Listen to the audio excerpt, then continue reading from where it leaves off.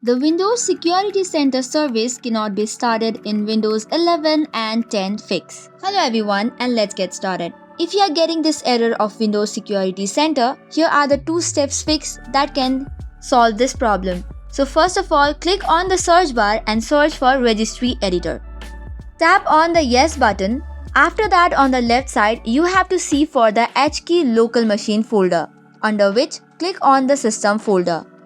Now search for the folder called as Current Control Set, and under that click on Services.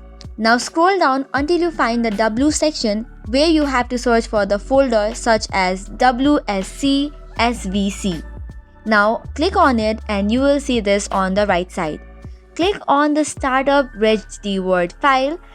Now change the value data to 2 from 4 and tap on OK. Once that is done, you can restart or reboot your device. Now for the next step, open the services.msc or services app on your device. Once that is done, you have to search for Security Center folder. After that, click on it and choose into automatic startup and then tap on OK after clicking on start.